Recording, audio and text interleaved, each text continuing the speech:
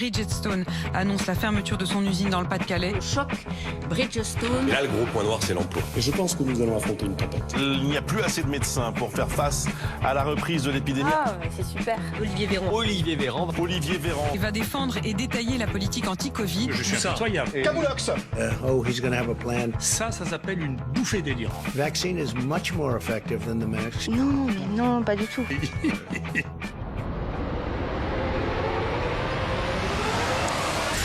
Bonsoir et bienvenue, nous sommes le jeudi 17 septembre 2020 et voici l'équipe du jour. Comment allez-vous ? Très bien. Bon, très bien, alors l'équipe du jour est composée de droite à gauche de Julien Belvert, de Lilia Hassen, de Sophie Dupont, de Ambre Chalumeau, de Laura Felpin, d'Azdina Metchaouch et d'Étienne Carbonnier. J'ai dit tout le monde ? Ouais. Oui, parce qu'on est chic, parce qu'on va aller voir nos collègues de France 5 tout à l'heure. On va aller sur le plateau de C'est à vous, donc on se refringue, on va sur le service public. Allons voir le ciel de Paris. Bienvenue à Paris, bienvenue dans Quotidien.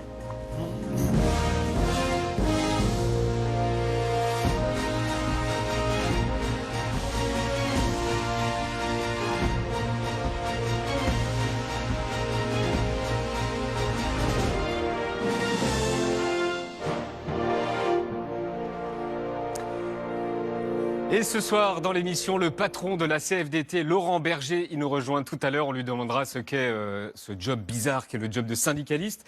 Et les talk-shows s'unissent aussi ce soir. Donc c'est à vous et Quotidien soutiennent l'opération en soutien à Beyrouth. Mika sera avec nous, on ira le chercher. Donc c'est à vous tout à l'heure. Il est 19h30 juste. Non, il n'est pas encore 19h30, donc de 26. J'ai le temps de dire que ce matin, on avait envie de lire un peu de bullshit. Mais genre...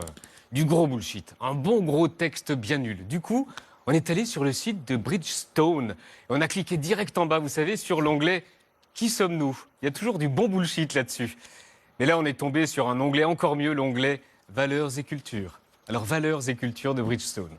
Fermeture de l'usine Bridgestone. Bridgestone à Béthune. 863 emplois supprimés. 863. 863. Non, c'est pas le bon magnéto.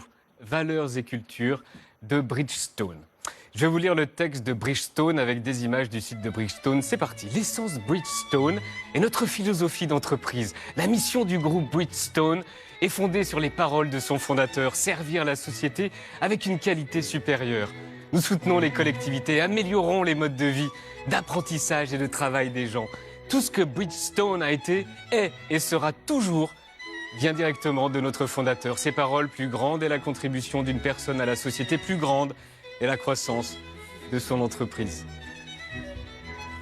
Un dernier truc pour ceux qui gèrent le site web de Bridgestone. On imagine que quand on va sur les offres d'emploi et que vous avez un poste à pourvoir sur le site de Béthune, on imagine que l'info n'est pas très à jour. Il est 19h28, le 19h28 média, Julien.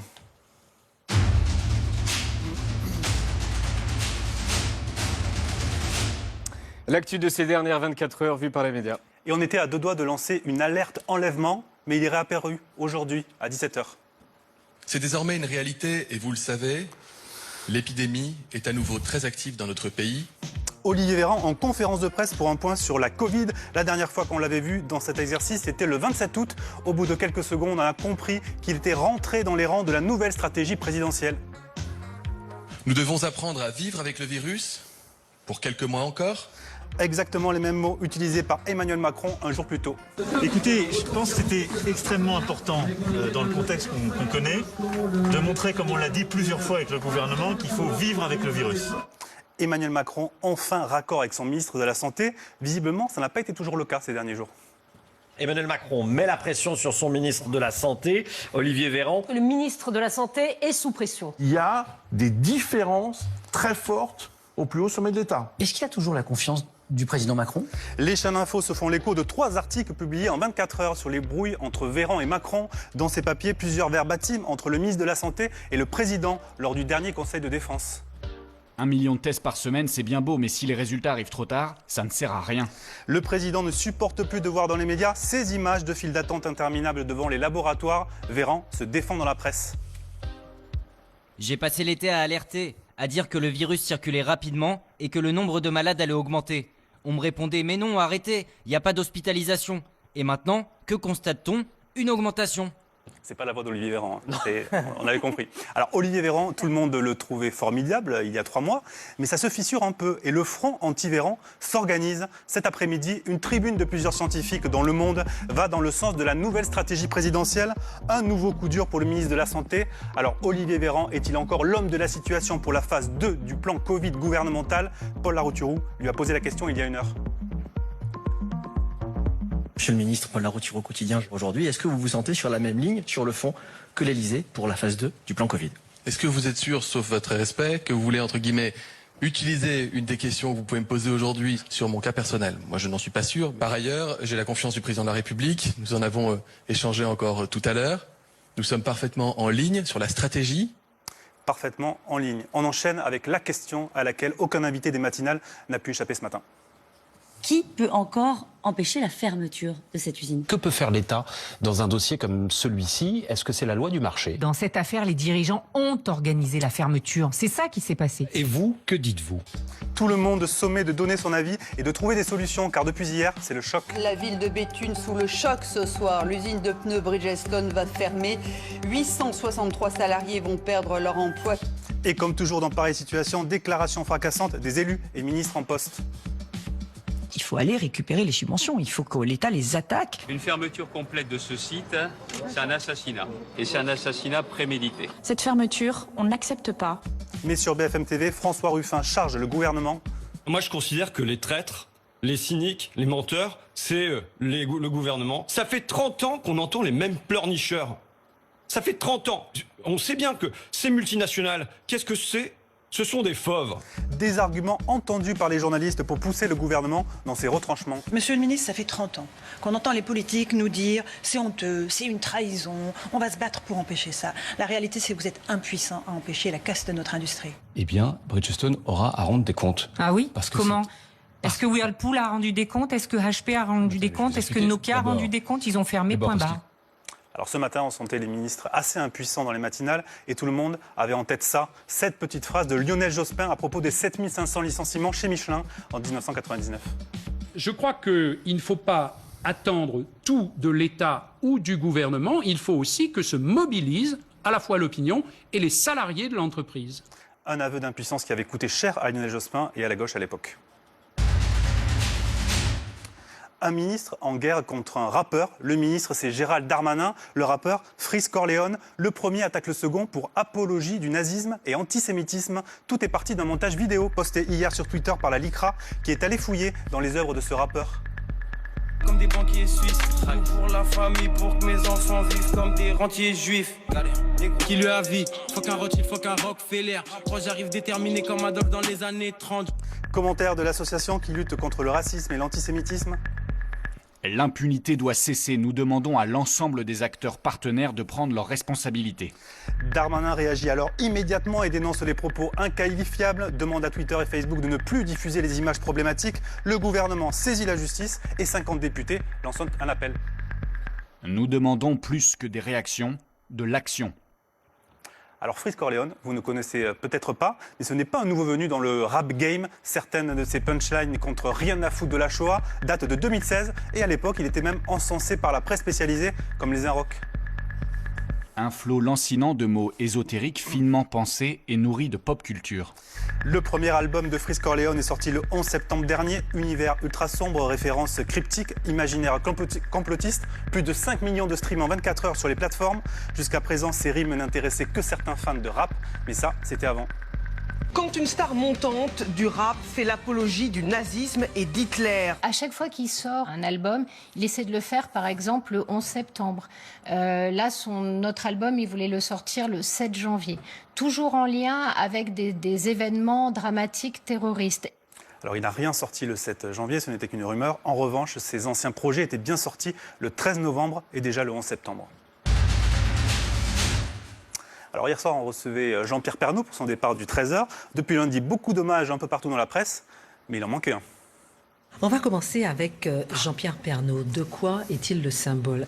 C'était écrit dans le liner Jean-Pierre Pernaut, une défaite française. C'est la France profonde, c'est presque un gilet jaune, quoi. C'est la France du Tour de France, c'est la France qui aime la France, c'est la France traditionnelle, c'est la France que les élites bien pensantes méprisent. Puis Zemmour liste ce que ce détracteur lui reprochait. C'était le symbole absolu de la France moisie, comme disait Philippe Solers. C'était l'agent du Rassemblement national, le présentateur des ploucs. Et attention, Zemmour avait même une infomédia. Je crois même d'ailleurs qu'à TF1, depuis quelques années, la nouvelle direction le regardait un peu de travers, quoi. Même s'il avait des très bonnes audiences, idéologiquement, c'était pas terrible, quoi. On préférait le quotidien de Yann Barthès. Ça, c'était plus chic. Ah oui, donc si on suit son raisonnement, c'était toi qui aurais dû remplacer Pernaut. Oui. Mais non, désolé, on a le nom de son remplaçant, qui est une remplaçante.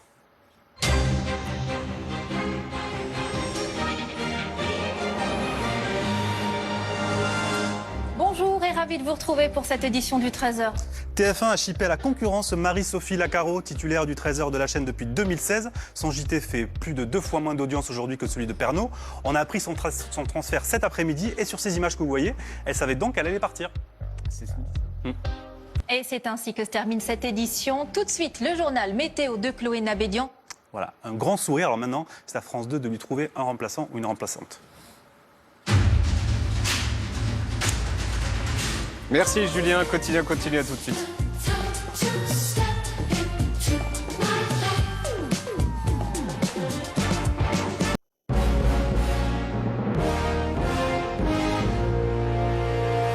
Merci de regarder Quotidien. On part dans un instant en duplex avec nos camarades de C'est à vous pour récupérer Mika. Je crois qu'on a rendez-vous avec eux à 19h50, 47 ou 48. Car ce soir, les talk-shows s'unissent pour soutenir les victimes de l'explosion de Beyrouth. Sophie, tu reviens sur la polémique de la semaine. Peut-on s'habiller comme on veut pour aller en cours à l'école?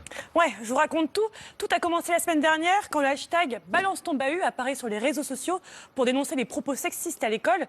Des propos sexistes, pourquoi? Parce que des jeunes filles s'habilleraient de manière trop provocante. Du coup, un deuxième hashtag apparaît, le hashtag lundi 14 septembre. Le hashtag lundi 14 septembre sème le trouble. Une lycéenne a lancé sur les réseaux sociaux un mouvement contre les restrictions vestimentaires. Et toutes les femmes sont appelées aujourd'hui à porter un vêtement court, voire provoquant. Lundi, juste avant d'aller en cours, les filles postent leur tenue du jour. Je suis en crop top, je suis fraîche, je suis au top, je suis en crop top, je suis fraîche, je suis au top, c'est indécent, allez hop, je remets mon crop top. Et forcément, le ministre de l'Éducation nationale est interrogé. Il suffit de s'habiller normalement et tout ira bien. Oui, mais normal, ça veut dire quoi? Normalement, c'est-à-dire d'une manière normale. Il existe une définition? Chaque établissement de France a un règlement intérieur qui définit ça. Et donc, on est quand même dans du grand bon sens sur ces sujets-là. Vous n'allez pas en tongs à l'école, par exemple. Vous voyez, vous n'allez pas en tongs à l'école. Et ce matin, c'est la présidente de la région Île-de-France, Valérie Pécresse, qui en remet une couche. Moi, j'adore les crop tops. C'est très mignon, les crop tops. Mais on ne va pas à l'école pour montrer son nombril. C'est très mignon les crop tops. Alors, ouais. Alors attention, je sais, on n'est pas vendredi, on est jeudi, mais Minute Marc Boger oblige. Le crop top, c'est quoi? C'est tout simplement un haut coupé qui dévoile donc le nombril. C'est né dans les années 80 aux États-Unis. À la base, c'était les joueurs de foot US. C'est toi, Julien? En t-shirt pour pas avoir trop chaud. Mais ça s'est vite popularisé. Dans des terrains de foot, c'est sur des stars, des ados qu'on a pu les retrouver, comme chez les Spice Girls, là, le Prince du Bel-Air ou encore Britney Spears dans les couloirs de son lycée. Et c'est justement ce qui pose problème aujourd'hui, le crop top qui s'invite à l'école. On a voulu en parler avec des élèves, avec Fanny Duvaux, direction donc l'établissement scolaire le plus proche de là où on était. Et direct, on a vu plein de crop tops sur les élèves. Alors on a voulu vérifier le règlement. Article 5, tenue. Une tenue correcte, entretenue et respectueuse des autres, propreté et pudeur est exigée. Les tenues trop courtes ou apparentées à des tenues de plage, de même que les vêtements laissant apparaître les sous-vêtements ou le nombril, ne sont pas autorisés dans l'enceinte de l'établissement ou pour toute autre activité dans le cadre scolaire. Là, toi, on voit ton nombril. Oui, et pourtant, on m'a rien dit. Pourtant, je suis passée devant la CPE, je suis allée à la vie scolaire, j'avais pas mon gilet, on m'a rien dit. Mais donc, du coup, là, aujourd'hui, tu enfreins le règlement. Oui. Là, aujourd'hui, je vois que tu as un crop top, on voit ton nombril. T'as pu rentrer dans l'établissement scolaire ce matin? Alors j'ai mis une chemise par-dessus parce que sinon on va me faire une remarque et peut-être me virer, donc c'est pas le but non plus. Qu'est-ce que tu réponds à ceux qui disent que c'est pas décent? Je trouve qu'il n'y a rien d'indécent, on voit un petit bout de ventre et... Là on voit un grand bout de ventre. Oui, je sais, mais c'est un bout de ventre, mais et on nous fait des remarques. Donc, par exemple, on a déjà dit à une de mes amies que que c'était trop provoquant pour les garçons, que ça déconcentrait les garçons. Est-ce qu'on peut faire un test avec toi? Tu mets pas ta chemise, tu rentres dans l'établissement scolaire et on voit si tu rentres. Bon bah aucun problème. Du coup on a posé la question au surveillant. Vous quand vous voyez arriver une jeune fille le matin qui a une jupe très courte, un décolleté profond et le nombril à l'air, elle est toujours rentrée? Généralement on laisse rentrer, ouais. Ça dépend, faut vraiment que ce soit très provoquant pour qu'on laisse pas rentrer. Voilà, après on va dire que est moins regardant sur un nombril qui sort que des élèves qui se battent ou qui se tapent, voilà. Est-ce qu'il y a des garçons qui ont déjà été exclus parce qu'ils avaient une tenue jugée provocante? Non, moi j'ai jamais eu ça, de tous les délais que j'ai pu bosser, j'ai jamais eu ça. Alors les garçons jamais sanctionnés, mais que pense-t-il de ce qui se passe pour les filles? Que vous comprenez qu'elles, elles peuvent pas s'habiller comme elles veulent alors que vous... Non, c'est pas normal. C'est pas normal, c'est de l'injustice, c'est pas normal. Là, le motif pour les jeunes filles qui pourraient pas porter un crop top, donc une tenue où on voit le nombril, c'est ça risque de déconcentrer les garçons. Non, c'est pas une raison. C'est aux garçons de se contrôler et pas aux filles de s'adapter à ça.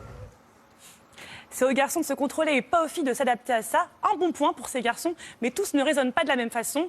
On a rencontré une collégienne de 15 ans qui en a marre des réflexions sexistes sur sa tenue quand elle va en cours. De toute façon, on a 15 ans. On a 15 ans, on est des enfants. Enfin, faut qu'on arrête de faire en sorte que tout ce qu'on fait, c'est sexuel. C'est pas sexuel, c'est juste... Il fait chaud. Il fait trop chaud. Je veux mettre un short. C'est tout. Bon, si on regarde les prévisions météo des prochains jours, il va pas faire beau. Le débat pourrait donc se calmer. Merci beaucoup Sophie. On rejoint le studio de C'est à vous car il est 19h48.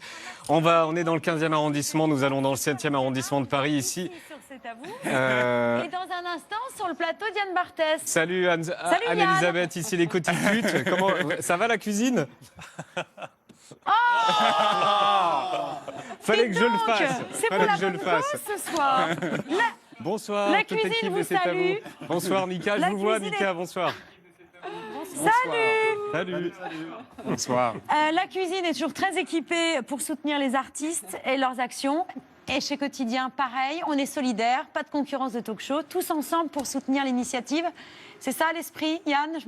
Exactement, c'est l'esprit. Et il est en ce moment, donc Mika est en ce moment chez vous, et après on envoie un mototaxi, et ensuite il vient ici, en dernière partie de l'émission. C'est bien ça, Mika? C'est exactement ça. Okay. C'est bon? Donc, leur balancez pas tout. On peut le garder, Non, balancez-le. Envoyez-le nous. Est-ce qu'on me voit sur grand écran, sur le plateau de Quotidien là? Oui, on te voit sur le grand écran. Il est où, Maxime Svitek? Avec grand plaisir. Ah bah il se prépare pour son 22h max sur BFM. Nous on a Émilie Trallen-Guyenne. Il n'est pas possible ce Yann Barthès. Fallait que je la fasse. Pourquoi il y a des surnoms qui se méritent? Salut la cuisine et bon appétit. C'est tout ce que j'ai à dire. Salut à toute l'équipe et à tout à l'heure, Mika. Merci beaucoup. Salut. C'est sympa. C'est sympa. Alors, on a un vrai problème. On aimerait vous parler du président au Tour de France à Méribel hier, sauf que on a eu un bins. Je vous explique. Lundi, on a fait un sujet sur le maire de Lyon et nous l'avons suivi à l'arrivée du Tour de France à Lyon. Dans le sujet, il y a deux images d'une durée totale de 3 secondes, vraiment 3 secondes. Sur ces images apparaissent les cyclistes et le podium, car il y a le maire de Lyon. Mail du Tour de France. Bonjour. Nous avons été un peu étonnés de constater que vous utilisiez des images de la course et du podium de l'étape du Tour de France de samedi dernier. Nous facturons systématiquement ces dernières à hauteur de 2 000 € par minute entamée pour le marché français. Bien à vous, bisous. Sans le savoir, le sujet sur le maire de Lyon est le sujet le plus cher de toute l'histoire de la télévision française. Voici Emmanuel Macron au Tour de France, mais gratos. Tac. Très Saint-Père, comment allez-vous? T'as vu Brigitte? Bonjour. J'arrive. Enfourchez le tigre. Tac. Ce ne sont pas les calendes grecques. Le pognon de dingue, comme dirait l'autre, quoi qu'il en coûte. Everybody knows the rule, ok? Carabistouille. Je vous serre la main de cœur. Le président Macron a donc suivi une étape de montagne hier, une étape du Tour de France. LCL, Skoda, Leclerc, Continental et Montre-Tissot. Il a d'abord fait une partie de l'étape jusqu'à Méribel dans cette voiture que l'on voit ici, une voiture Skoda avec le béquet LCL. Nous ne voyons pas les cyclistes car on ne peut pas les diffuser, mais croyez-nous sur parole, c'est fascinant. Bras sur la portière de la Skoda béquet LCL et c'est en arrivant à Moutier que stop, on a trouvé le seul panneau disponible qui a échappé au Tour de France. Panneau à louer, ils auraient pu mettre au moins 12 pubs Cochonou là-dessus. on les a connus plus vigoureux. Justement, l'arrivée au col de la Lauze à Méribel. Regardez cette performance du Colombien Lopez qui passe devant les pubs. Édouard Leclerc à 2300 mètres d'altitude et qui va passer la ligne d'arrivée Skoda et sous le pont Continental et montre Tissot. Revoyons l'image avec le président qui est ici devant sur la ligne d'arrivée Skoda Continental Tissot, Édouard Leclerc LCL. Et Chris aussi, j'allais oublier Chris. Et Cochonou. La remise des médailles. Le président est à droite du podium. Nous pouvons diffuser cette image de Swallowé car le président est en gros plan. Et le reste, non. Quelle émotion. C'est con qu'on puisse pas diffuser l'image car il n'y a que le président qui n'a pas d'autocollant sur les fringues. Dernière chose, l'interview du président. Bonjour Monsieur le Président. Vous allez bien? Oui, vous? Très bien. Ah ben stop. Bah non. Ligne d'arrivée, cycliste qui passe derrière. Non, 2000 balles. On est obligé d'enlever tous les plans où il y a un cycliste. Donc forcément, on comprend beaucoup moins bien l'interview du président.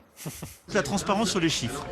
C'est-à-dire qu'on sait ce qui conduit le gouvernement, d'ailleurs, à parfois notre culture, de notre gastronomie, de notre convivialité. Le virus ont été exemples. Il y a eu un travail extraordinaire. Vous avez bien vu, on teste. Vous avez été impressionné aussi. On est obligé d'être contraignant sur d'autres événements. Vous l'avez vu, dit de public dans les stades. Mais ce Tour de France pouvait... Merci à vous. Merci beaucoup. Carabistouille. Je vous serre la main de cœur. Et aucune inquiétude dans le Tour de France, on va payer les 2000 balles. Ils arrivent là, dans la semaine ou la semaine prochaine. L'image du jour, Lilian.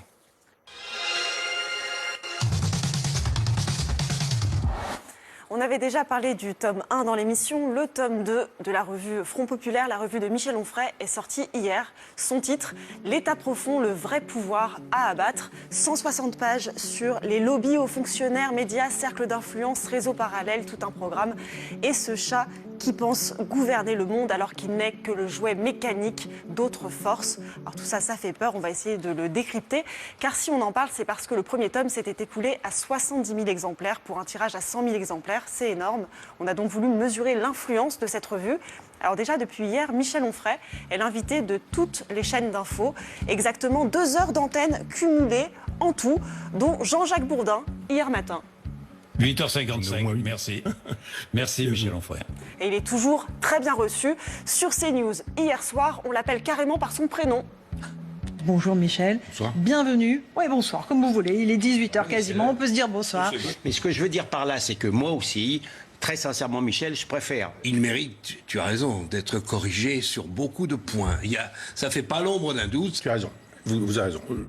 Et sur LCI ce matin, ce bandeau, Michel Onfray, un regard lucide sur la France, avec Éric Brunet qui en a fait des caisses.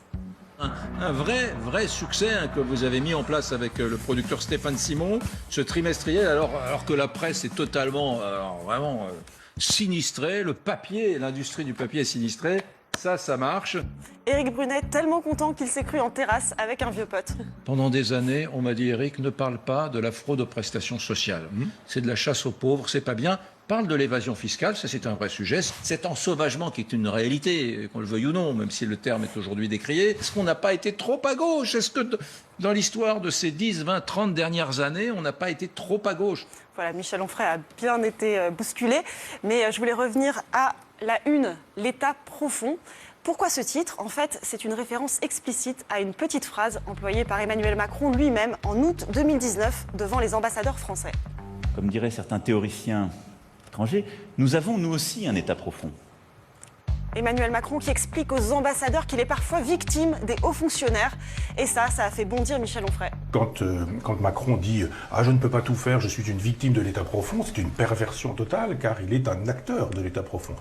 Alors, quel est cet État profond dont il parle? En fait, la notion est une traduction de Deep State, un concept américain complotiste qui laisse penser qu'il y aurait un État supérieur dirigé par des hauts fonctionnaires, des lobbies qui gouverneraient le monde. Et forcément, quand on dit complotisme... You know what I'd like to do? I'd like them to go back to the State Department, or as they call it, the Deep State Department. You don't mind? But what am I doing? I'm fighting the Deep State. Deep State, you can believe it, you don't have to believe it.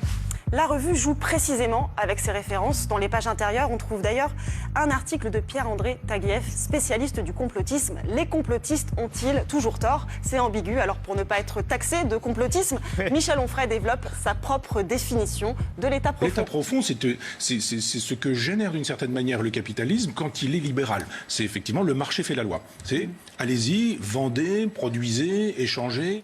Voilà, pour Michel Onfray, l'État profond, ce sont les grosses entreprises capitalistes libérales. Et c'est exactement ce qui fait la complexité de cette revue. En fait, les articles sont assez soft, mais sur la forme, ils provoquent, ils jouent avec les concepts, brouillent les pistes pour faire parler et peser dans la prochaine élection. Merci Lilia. La brigade des affaires culturelles avec toi, Ambre Chalumeau.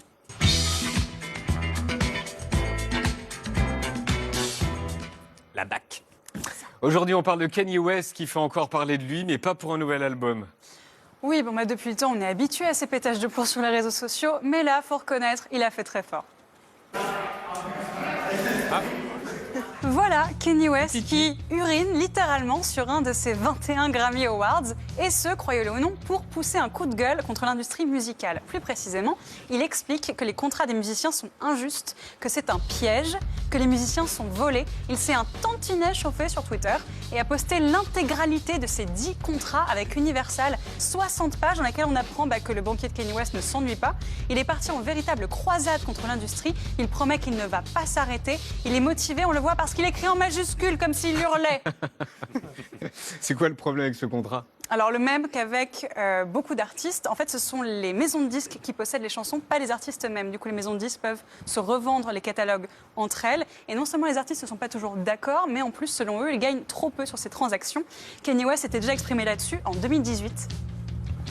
You know, like the music industry is set up for you to have just enough money to afford a car, pay for your kids, a house, and be on tour for the rest of your life till you die. It ain't set up for the artist to win. It's like boxing.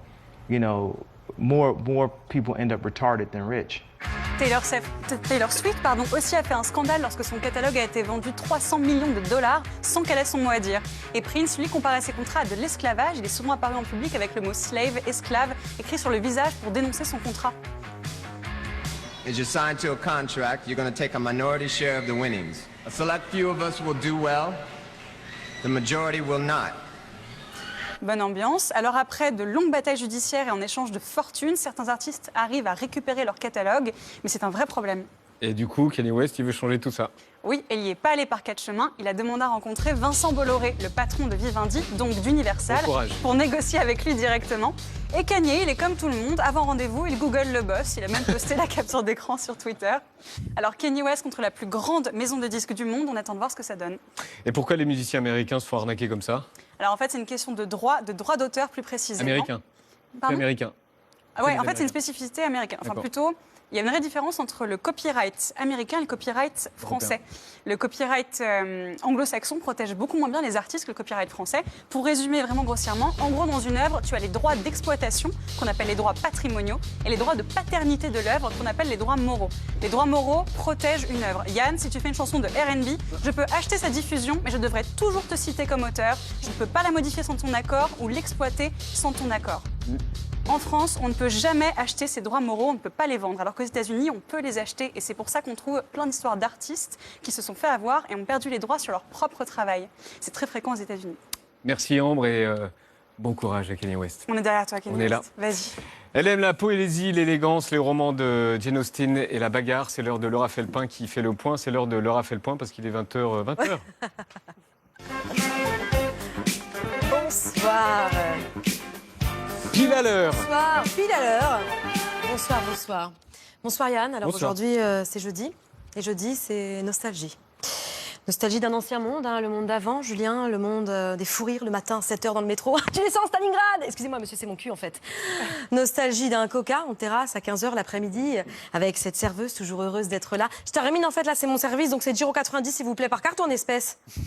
Nostalgie d'un monde où le Monde, justement, ne publiait pas des articles illustrés de photos dont on dirait des happenings de la FIAC, et où on apprend qu'on doit vivre et cohabiter avec un virus pendant 2 ans. Alors écoutez, moi Yann, si ça ne vous dérange pas, puisqu'il faut vivre avec, ce soir, j'aimerais adresser une missive à ma future colocataire, histoire d'exorciser, en toute simplicité.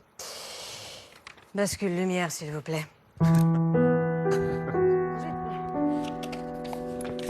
Paris, le 17 septembre 2020. Chère Madame de la Covid-19, j'ai d'abord pensé à vous fuir en quittant sur le champ la capitale pour rejoindre les terres enneigées de la Bosnie-Herzégovine où vit ma grande-tante Sveltana Kournikova de Raskolnikov. Mais il paraît que vous vous invitez partout, tout autour du globe, sans jamais demander la permission. Comme ces vieux vicomtes tout gras et mal fagotés qui essaient de vous forcer un baiser derrière les écuries. Votre présence menaçante, Madame la Covid-19, m'oblige à m'enfoncer des tiges de la taille d'un sabre jusqu'au fond de mes naseaux. Le seul avantage que j'y eusse trouvé est d'avoir délogé une crotte de nez qui me taquinait depuis des années et qui faisait la taille d'un Étienne de Carbonnier. Mais puisque vous êtes là, Madame la Covid, et qu'il faut bien vous loger, j'ai demandé à vous faire préparer une chambre avec un lit à baldaquin, à l'intérieur duquel j'ai déposé quelques miettes de pain pour vous chatouiller le dos. Car voyez-vous, madame, sans vouloir vous offenser, je n'aimerais pas que vous preniez trop vos aises. J'ai beaucoup à faire cette année, et je n'ai pas le temps ni l'énergie d'essayer de vous asphyxier avec mon édredon. De reste, j'ai déjà essayé sur Lilia Hassen, morte de jalousie de son succès à la cour, mais elle est bien trop costaude et ingénue pour que j'eusse réussi. Enfin, pour terminer, je ne sais pas quel précepteur s'est occupé de vous, mais sachez, Madame de la Covidie, qu'on ne vit pas sa vie en arrachant celle des autres. Alors redressez votre port de tête, apprenez les bonnes manières et par pitié, restez discrète, petite sotte. Avec toute ma dépréciation et mon mécontentement, Laura, Élise de Fellepoint. Merci Laura. Tu l'envoies, hein. Continue.